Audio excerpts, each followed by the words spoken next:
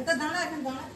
আচ্ছা, আপনারা যখন স্কুলে ছিলেন যখন আপনাদের সময় ছিল তখন আশেপাশে কেমন কি গাছপালা ছিল, স্কুলটা কেমন ছিল? এখন তো অনেক বিল্ডিং হয়েছে। ছিল জোরে আর বাবুর ঘরটা ছিল টিনের আর আশেপাশে ছিল কালির কালির ঘর আর ইটের ইট দিয়ে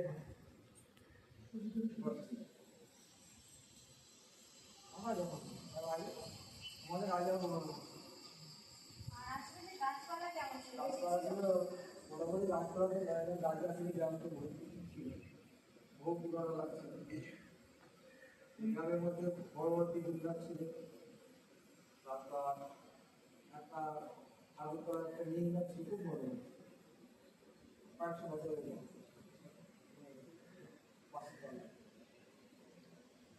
আর স্কুলের পিছনে ছিল প্রচুর খেজুর গাছ। স্কুলের যে একটা বলা হয় রাত জঙ্গল বলে শ্মশান মানুষ পোড়ায় বিদ্যালয় নদীর গায়ে বিদ্যালয় নদীর জলে অনেক কিছু খেজুর গাছ, খেজুর গাছ সব খেজুর গাছ খেজুরের সব আর এমনি পাখির কিছু আর পাখি করছি এখন আছে আগের পাখিগুলো আগে এমন কোনো পাখি ছিল আমার মনে সেটা নেই এমন কিছু থাকে। ও পাখি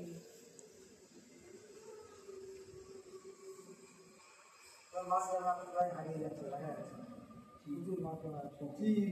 তারপরে সিজনাল কিছু পাখি আসতো যেগুলো পরিযায়ী করে আসতো, তোমার এই বড় বড় এই গাছগুলো ঘরে দিয়ে বড় বড় যে আপনার তেঁতুল গাছ বা বড় গাছ সেই গাছে হয়েছিল পাখি আসতো।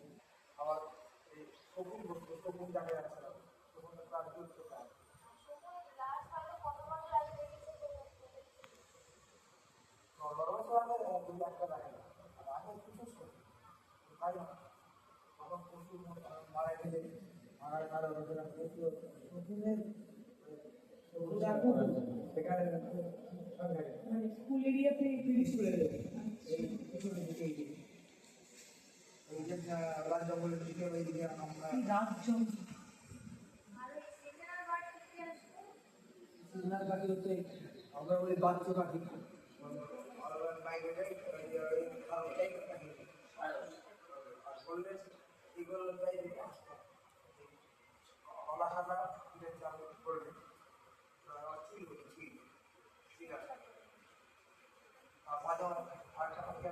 মাছ আর বড় বড় ইগল টাইপের ইগল ইগল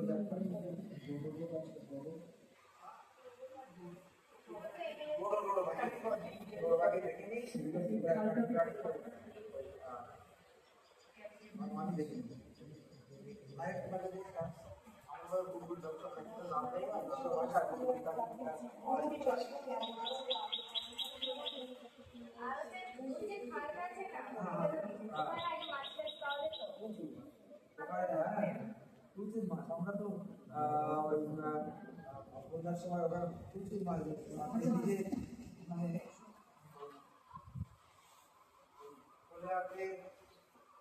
ব্রিজে ওপার পাড়েবার থেকে পুরো এই বাতা আছে, বাতা মানে হচ্ছে মাছ ধরা, ওরা মাছ যারা মাছ খেতে বা মাছ বলা হয় ওরা ওখানে পাটা দিত, সস্তা পাট লোসনা পাঁপড় ওরা মাছ এটা কত বছর আগে? এই বছর 15-র মধ্যে